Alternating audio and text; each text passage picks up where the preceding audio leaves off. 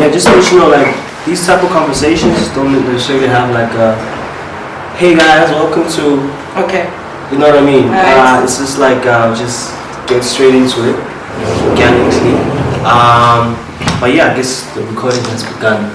Anyways, first of all, Rouge, thank you so much for giving us the time to speak to you. Of course. Inviting us in your space. I really appreciate that. No stress. Thank you for having me. Yeah, with regards to the new 250 milliliter campaign, Castle Lite, like, and you were just explaining like how you got involved into it. Could you just like expand on that?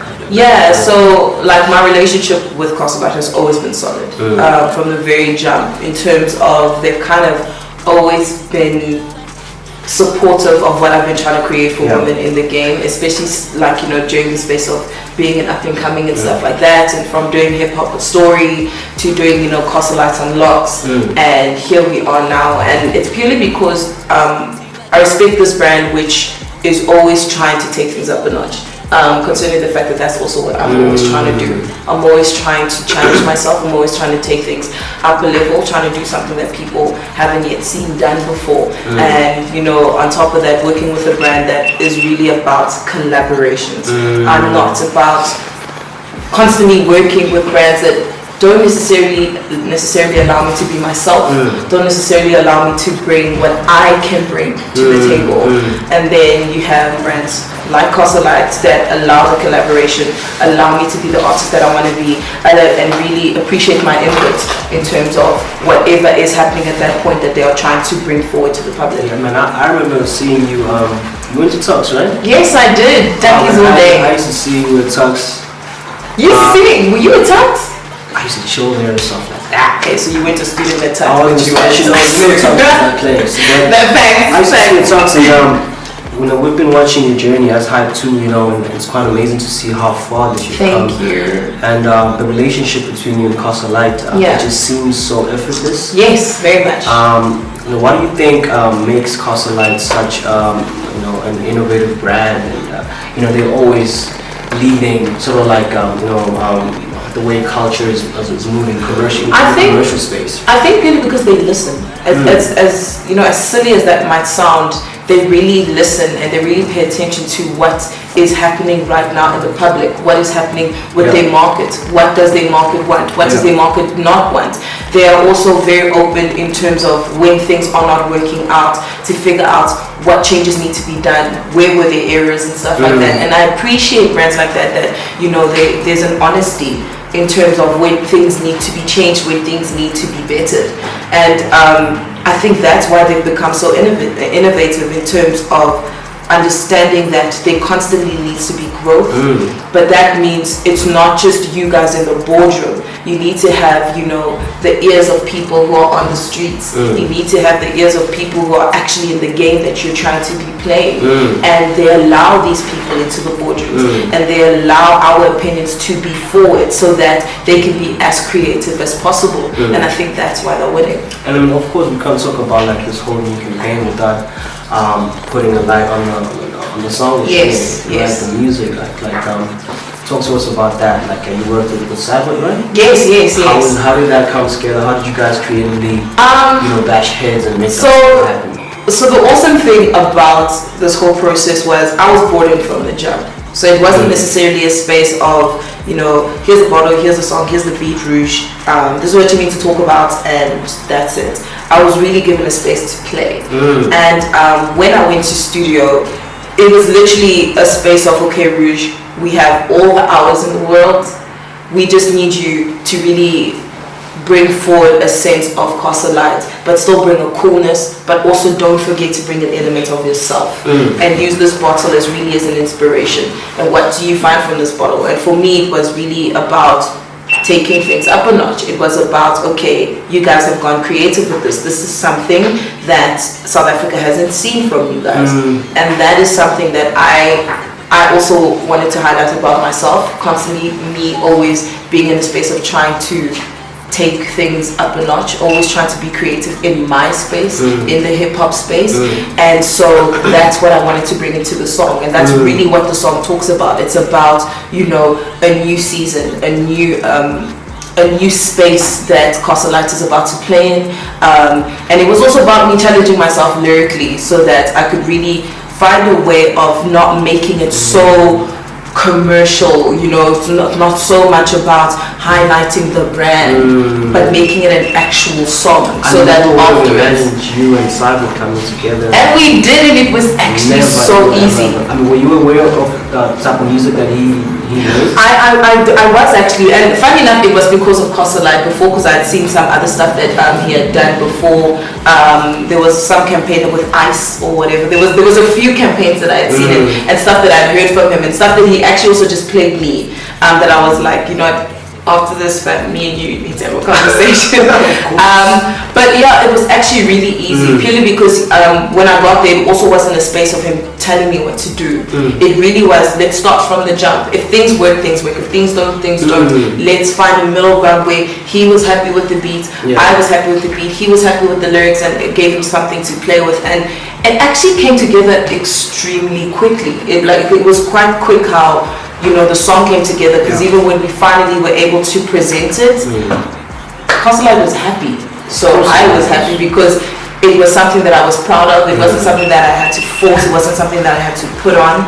It literally was a song that I would be happy promoting, a song that I would be happy performing. I think one thing that I really appreciate about this campaign is how obviously we dropping words like innovation, and you being a part of it has sort of like just represented you as sort of like, you know, you're such a growing artist, you're always moving forward, etc. How do you sort of like define yourself into a space?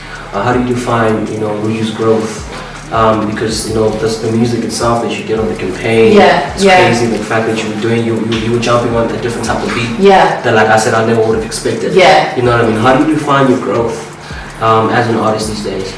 Gosh, I'm always talking about the evolution of Rouge. That's something that I'm always posting up about, because I believe that is necessarily what is happening right now, from my look to the music that I'm making, to the things that are interesting me, that I'm taking interest in, to the brands that I'm aligning with.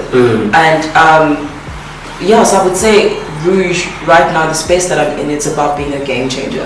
And that means me really challenging myself and doing things that I never thought that I would do. Same with you, I never thought that I would jump on a beat like that, but I knew that I needed to try, because at the end of the day, I'm not trying to be one of those artists that, you know, you're just here and you remain there, you're just kind of like a sheep and you're just like everyone else. I want Rouge to be that one that they speak of, where it's like, I'm not a fly-by-night, and I'm somebody that will be remembered as one of the people who really pushed and shifted the culture forward. And this is one of the spaces that I could do it in. Speaking about doing, you know, things for the first time, I know that the bottle was launched via a fashion show. Yes. And it was another first. That was the first time you said you were on the runway. Yes. How was that like? Listen, I thought they were crazy when I was asked, Rouge, do you want to do this New York runway? And I was like, are you sure? Do you know who you're asking? Like, this is Rouge the rapper who barely wears heels. You barely see her in dresses. 100%. The makeup and hair is always on fleek. But that's also like though. That's standard space that you're not used to. Right? Exactly. But I was like, I'm not like that space though. I wasn't sure. But then honestly, when I finally got there and I found out that I was working with Orepeleng, that sold me. That was where I was like, okay, cool, because he's right now one of the hottest designers out there, and he can just make anybody look so beautiful but still make them look like themselves. And that was the moment I was like, okay, cool, we can do this. And when I found myself in that beautiful dress, when I got the beautiful makeup from Vuvu and the hair from Justine, I was like, oh my goodness. I could not imagine myself looking like that, but still looking like me. I still felt comfortable. I still felt like Rouge. I just felt like Rouge 2.0, you know? And when it was time to walk that runway, I was like, okay, cool. I actually can do this, because everybody else is looking at me like, they're not looking at me like this doesn't fit or she doesn't look like she doesn't part. Everybody wanted to take pictures, and everybody felt like there was Rouge had just been taken to another level that we had not seen her in. Let's put on this runway. And I won't lie, I handled that runway. I don't know what anybody else thinks. But we did the things, and it was such an amazing experience. I would gladly do it again. I mean, I'm not here to keep you for so long, but the hip hop person in me has to ask. Ask me. Like the Silke Bucker feature. You know, yes. I asked you about it earlier, but I was like, just hold on. Yeah. With the reply. Yeah. Just talk to us about the type of music that you're making these days. So I know you've dropped the names of AK. 1,000 people on this project. You know what I'm talking about? Yeah. Oh my gosh, I am so excited for this album, and this is why I said that this relationship that's being built now makes so much sense, because this album is not like what people will be expecting. A lot of people are probably thinking that it's going to be Rouge again, just dropping 1,000 bars. I've done the rapping. I've proven that I can rap. I think everybody knows that Rouge is. I've done it, but have people like really see me delve into that side of myself? Have people really see me delve into featuring with people? You know what I mean? Because it's always been very much more me. And so this album, there's a lot of singing. Lots of singing. There's a lot of storytelling, and the features I got, I only worked with my favorites. I only worked on people that it was one of those things that I thought I'd never get them. And that's you have to chase though. You have to. So it was literally people on my vision board, from your AKAs to Sarkodie to Yemi Alade to Moon Chalsinelli to Shekinah. The list of people on this project are people it's like I genuinely listen to them and I'm the biggest fans, and I want them to be on this project. We're probably going to see you performing like Castle Lite on Lock Stage. Probably. For songs. Probably. Who knows? I might be the headliner that you guys, you know, the big announcement, that big reveal might be me. You don't know. But nah, man, this album is going to be amazing. It's called Love and Other Stuff.